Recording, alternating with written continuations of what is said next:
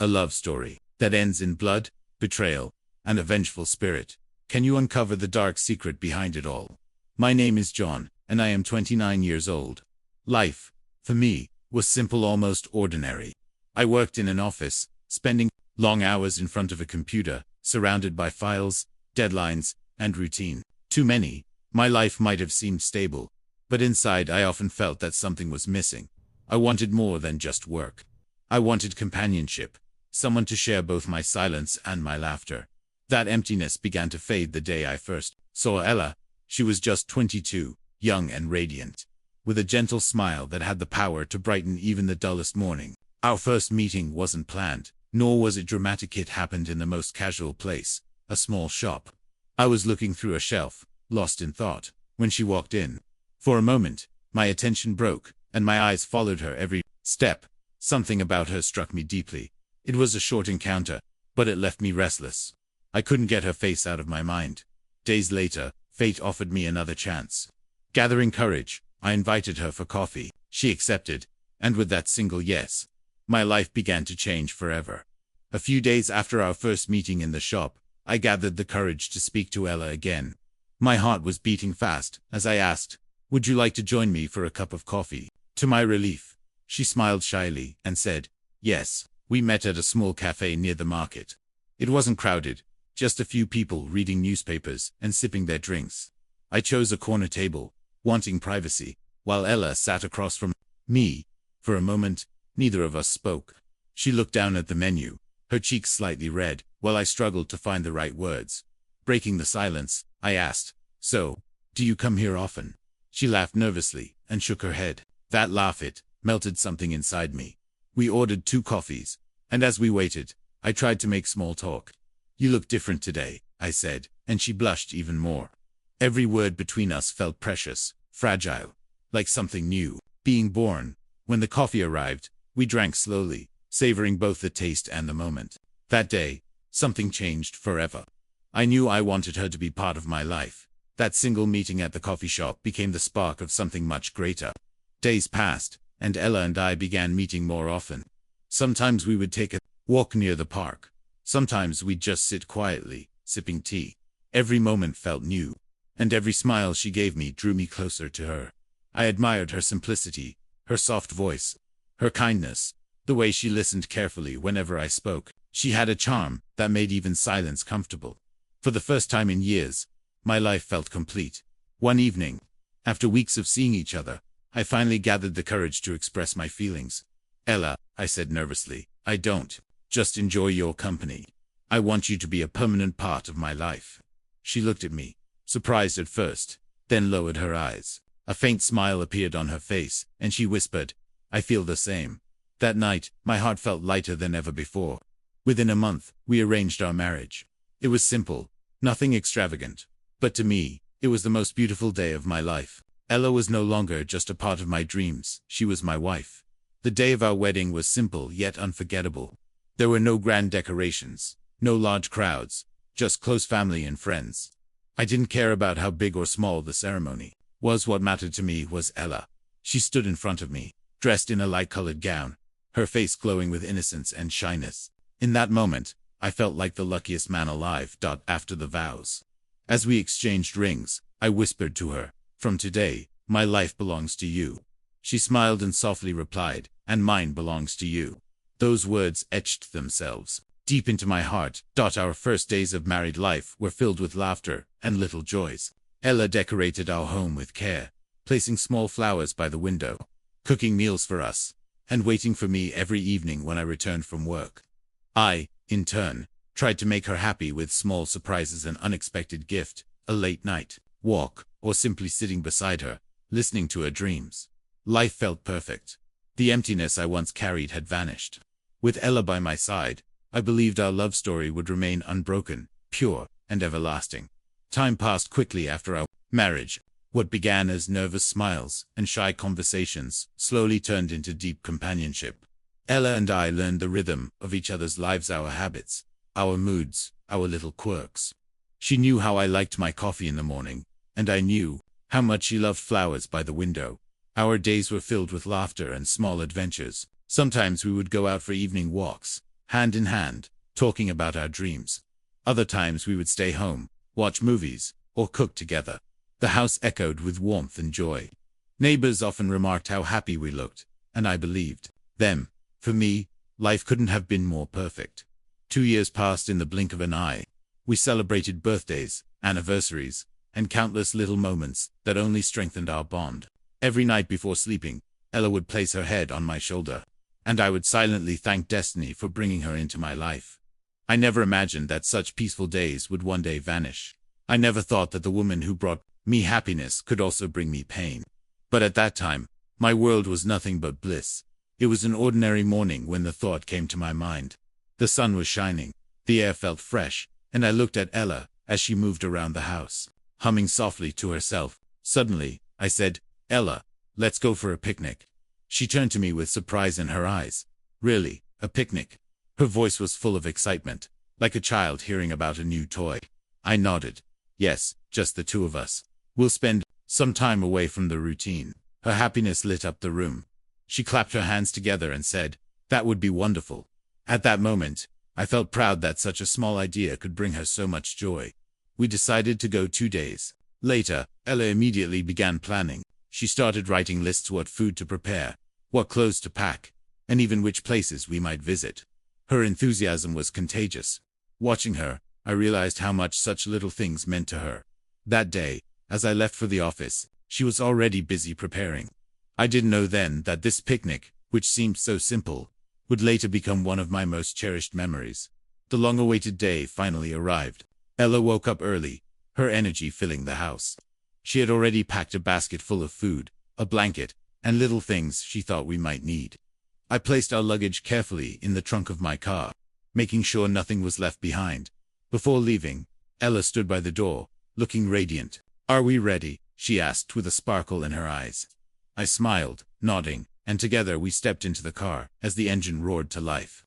Ella leaned back in her seat, watching the trees rush past us. "It feels so good to get away from everything," she said softly. I glanced at her and felt grateful that my life was filled with such simple joys. The road stretched endlessly before us, winding through fields and villages. Ella played her favorite songs on the radio, singing along with a laugh that made me join her. We stopped occasionally, once for tea, once to take pictures by a small river. The entire journey felt like freedom. For the first time in months, I wasn't thinking of work or deadlines. It was just Ella and me, two souls escaping the world together. As the sun began to set, the sky turned shades of orange and purple. The road felt quieter, and the cool evening breeze entered through the half-open window. Ella leaned her head slightly against the seat and said, "John, I'm getting hungry. Should we stop somewhere?" I nodded, spotting a small restaurant by the roadside. We pulled over, and the smell of freshly cooked food welcomed us inside. The place wasn't fancy, but it had a cozy warmth to it. We sat at a corner table, and Ella scanned the menu with childlike excitement. "Let's try something different," she suggested, and we ordered a simple yet delicious dinner. We ate slowly, laughing at little things, stealing glances at each other, like we were still on our very first date. For a moment, the world outside didn't matter. There was only us, sharing food and stories. After dinner, we decided not to drive any further that night. Just a little ahead, there was a small hotel. We booked a room for ourselves. Inside, Ella placed the bags neatly, while I turned off the lights. We lay side by side, listening to the quiet night, and drifted into sleep, content and safe in each other's company. The morning sunlight filtered through the thin curtains of our hotel room. Ella was the first to wake.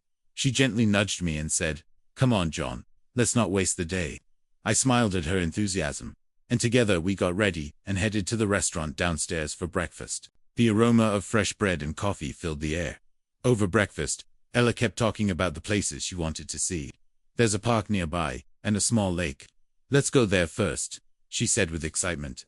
I simply nodded, happy to see her so full of energy. We spent the entire day exploring the park. Ella ran ahead like a child, pointing at flowers and trees. By the lake, she leaned close to the water, her reflection shimmering in the ripples. We took pictures, laughed endlessly, and for those hours, the world was nothing but a dream. The second day was no different. More walks, more laughter, more stolen moments of closeness. When evening came, I finally told her, "Ella, it's time to go home." She looked a little disappointed, but nodded. By nightfall, we were back. In our house, tired that the morning after we returned from our picnic, life slipped back into its usual routine. I woke early, got dressed, and headed to my office. My mind was still full of the trip, the laughter, the peace, the time spent with Ella. But soon, the familiar sound of typing keyboards and ringing phones brought me back to reality. I was working on some files when I heard a knock on my cabin door. It was my boss, a stern man with sharp eyes. He stepped in and said firmly, "John, the company needs you to travel to another city. It's important for our project." For a moment, I hesitated. I thought of Ella, of how happy she had been these last few days. Leaving her alone didn't feel right, but refusing wasn't an option. I stood up, nodded, and replied, "Yes, sir, I'll do it." The rest of the day, I couldn't focus. I kept thinking about how Ella would react. On my way home, I prepared myself to tell her. That evening, as I walked into the house, Ella greeted me with her usual warmth. Smiling gently, I said, "Ella, I need to travel for some office work. Please prepare my suitcase." Carrying memories we thought would last forever. Ella looked at me with wide eyes when I told her about the trip. For a moment, she seemed quiet, as if she didn't like the idea of me leaving. But then she nodded gently and said, "Of course, John, I'll pack your things." I watched her as she moved around the room, carefully folding my clothes and placing them neatly into the suitcase. She added my favorite shirt, a tie I usually wore for meetings, and even tucked in a small handkerchief she had embroidered with my initials. It touched me, though I didn't show it. While she packed, I tried to reassure her. "It's just for a few days, Ella. I'll finish my work and come back quickly." She gave me a faint smile, though something in her eyes seemed distant. I didn't think much of it at the time. The next morning, I kissed her goodbye at the door. "Take care of yourself," I said warmly. She nodded, holding the doorframe as I walked away with my suitcase. As the car pulled out of the driveway, I glanced back. Ella stood there, watching me. I had no idea then how much would change in the short time I was gone. With me gone, the house must have felt quiet for Ella. At first, she kept herself busy, but soon, her attention shifted elsewhere to our neighbor. He was a man of 45, older and more experienced, living alone just a few houses away.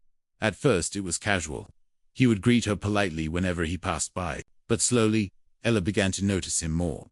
Perhaps it was loneliness, perhaps something deeper, but she found herself drawn toward his presence. One afternoon, she invited him inside. "Would you like some coffee?" she asked softly. He smiled and agreed. As they sat together, she served him with care, and their conversation flowed easily.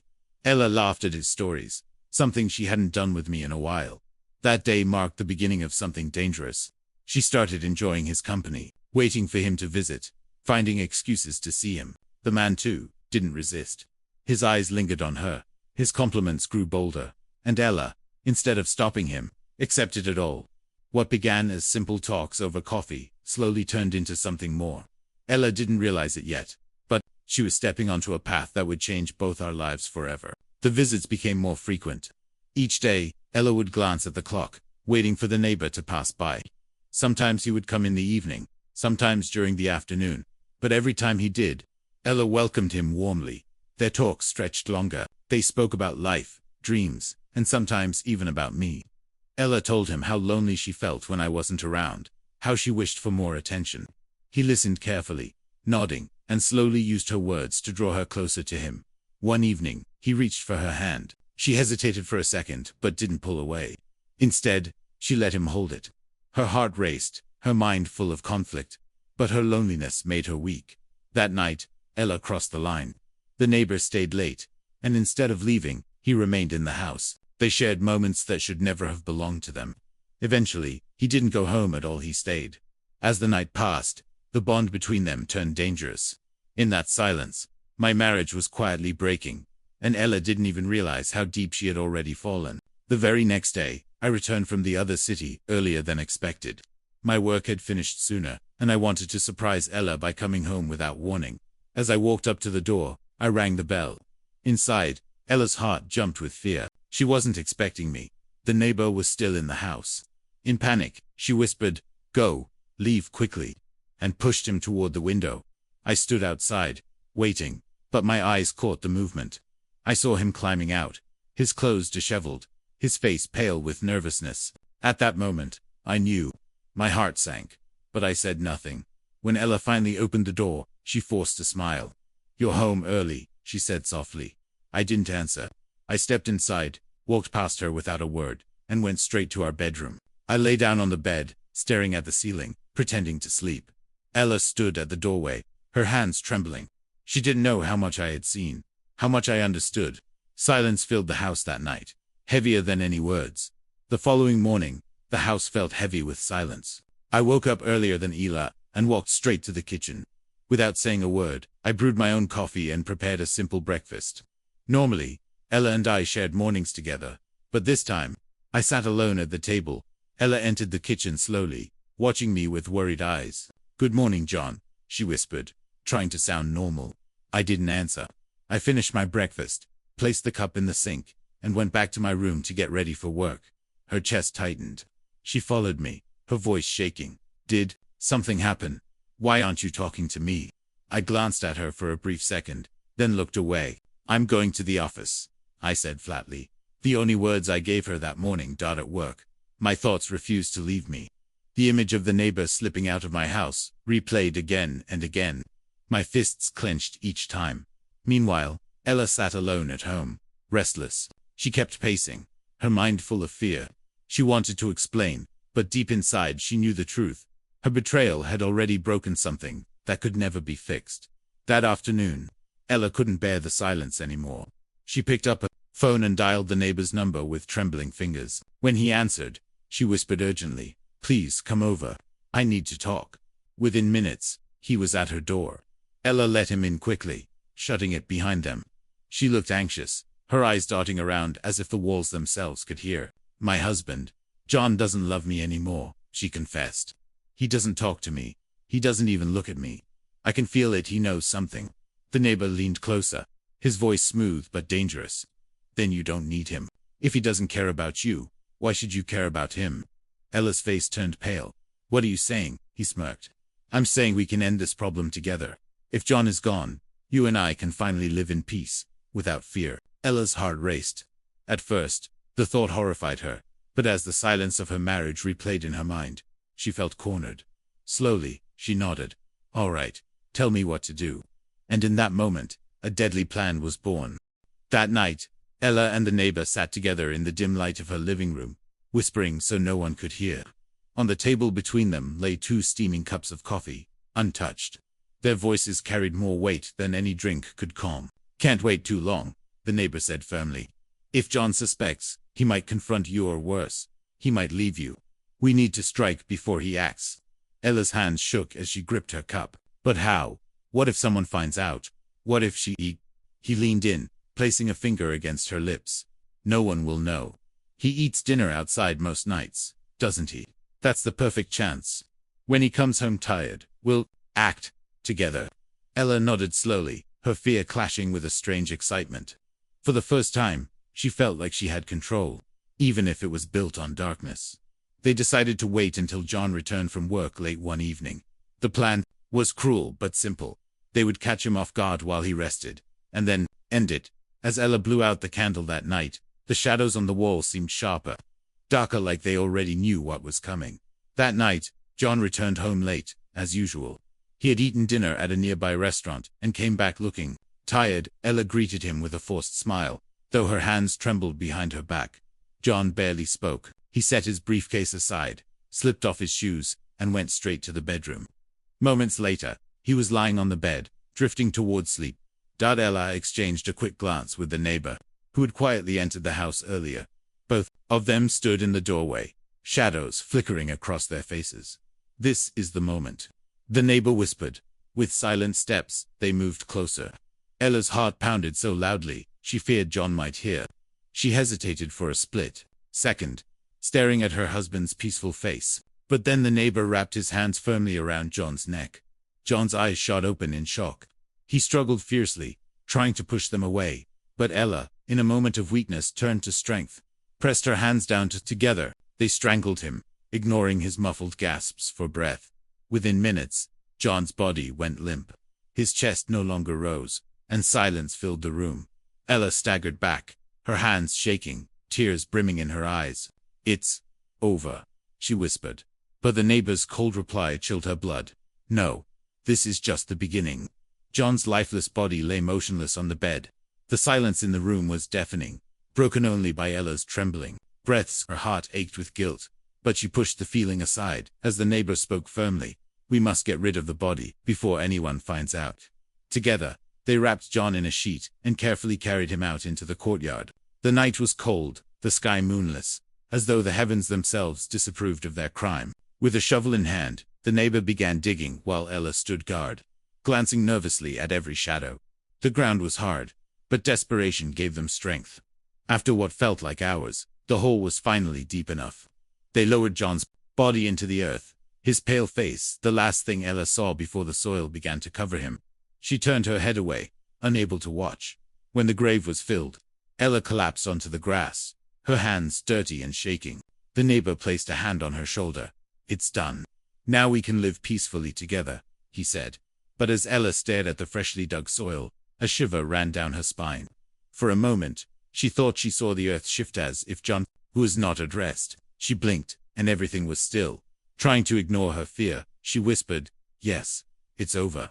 Yet deep inside, she knew nothing was truly over. Something dark lingered in the air.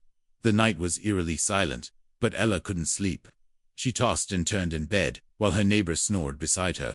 Suddenly, the room grew cold, so cold that her breath became visible. A strange feeling gripped her heart, and then it happened. The blanket covering her was yanked away. Ella's eyes shot open in horror. Standing at the foot of her bed was a shadowy figure. John. His ghostly form glowed faintly, and his eyes burned with rage. Ella let out a piercing scream. Her neighbor woke up in shock, but before he could react, the bedroom door slammed shut on its own. The lights flickered violently and then went out, drowning the room in darkness.